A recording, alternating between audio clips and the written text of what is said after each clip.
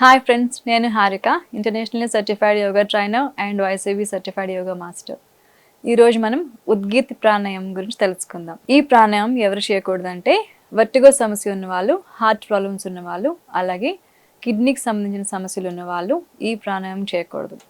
ఏదైనా సర్జరీ అయిన వాళ్ళు కూడా ఎట్టి పరిస్థితుల్లో ఈ ప్రాణాయామం చేయకూడదు. దానికి సంబంధించిన ప్రొఫెషనల్ సహాయం తీసుకొని మాత్రమే ఈ ప్రాణాయామం చేయాలి. ఈ ఉద్గీత ప్రాణాయామం డైరెక్ట్గా ఎప్పుడు కూడా స్టార్ట్ చేయకూడదు ఫ్రెండ్స్. ముందుగా కపాలభాతి, భ్రస్తిక, అనులోమ విలోమ ఇలాంటి కొన్ని ప్రాణాయామాలు ఉన్నాయి.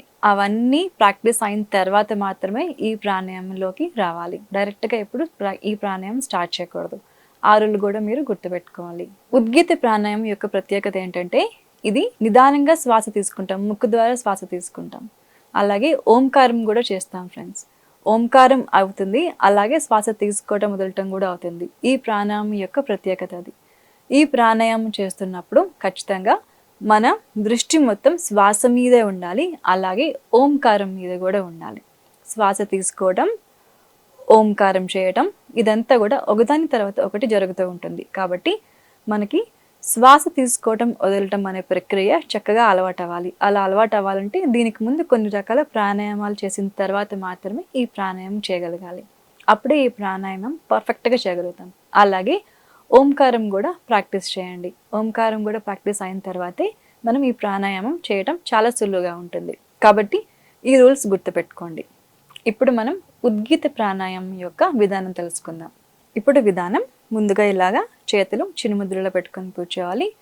తల మెడ చక్కగా స్ట్రైట్గా ఉంచాలి. భుజాలు నిదానంగా ఈజీగా ఉంచాలి. ముందుగా మనం శ్వాస తీసుకోవటం వదలటం జస్ట్ నార్మల్గా చేద్దాము. ఒక 3 సార్లు చక్కగా శ్వాస తీసుకోవాలి, వదలాలి. ఒక 3 సార్లు.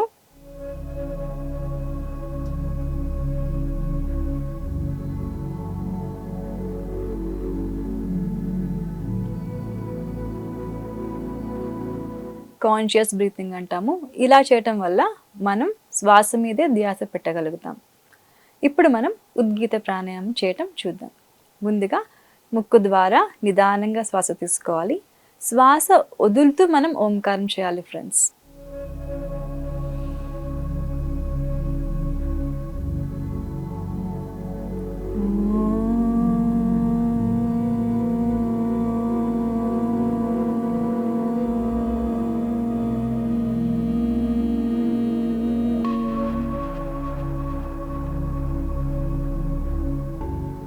ఒక రౌండ్ కంప్లీట్ అయింది. సెకండ్ రౌండ్ మళ్ళీ శ్వాస తీసుకోవాలి.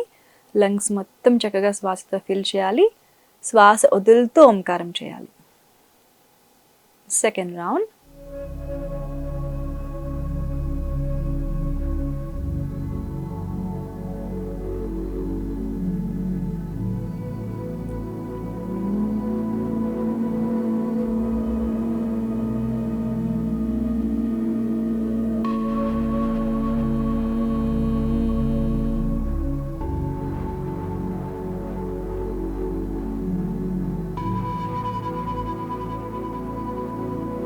Third round.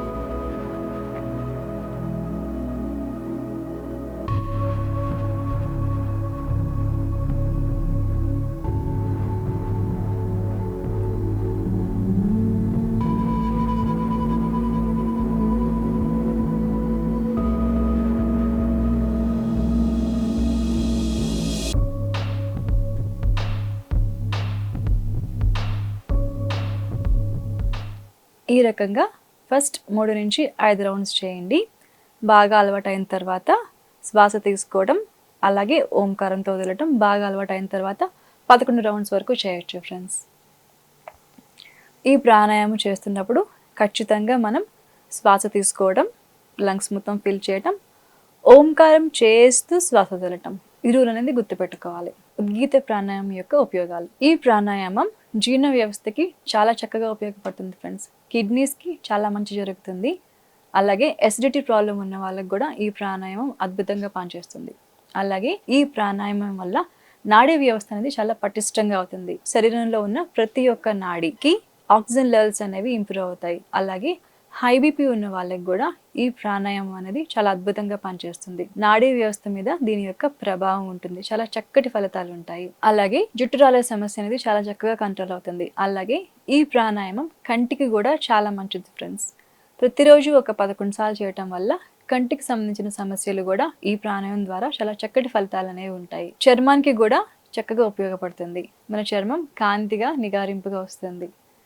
ఈ ప్రాణాయామం చేయటం వల్ల స్ట్రెస్ లెవెల్స్ అనేవి కూడా చాలా కంట్రోల్ అవుతూ ఉంటాయి.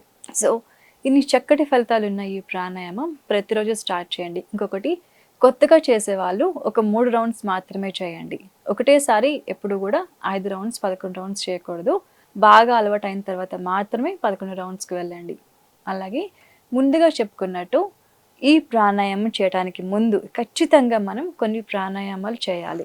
అనులోమ విలోమ అవ్వచ్చు, భ్రస్తిక, కపాలభాతి ఇవన్నీ చేసిన తర్వాత, అలాగే శ్వాస తీసుకోవటం వదలటం మీద చక్కటి అవగాహన ఏర్పరచుకోవాలి. అలాగే ఓంకారం చేయటం మీద కూడా చక్కటి అవగాహన ఏర్పరచుకోవాలి. ఇవన్నీ చేసిన తర్వాత, ఇవన్నీ తెలిసిన తర్వాత మాత్రమే మనం ఈ ప్రాణాయామం చేయాలి. అప్పుడే మనం ఈజీగా చేయగలుగుతాం.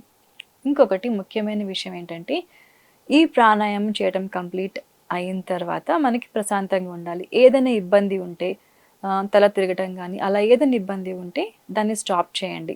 మనం ముందుగా చెప్పుకున్నట్టు అనులోమ విలోమ ప్రాణాయామాలు అనేవి, శీతలి శీతకారి ప్రాణాయామాలు అనేవి ఇలాంటివి ప్రాక్టీస్ చేసుకోండి. ఇలాంటివి ప్రాక్టీస్ చేసుకున్న తర్వాత ఈ ప్రాణాయామం మళ్ళీ కొంతకాలం తర్వాత కంటిన్యూ చేయండి.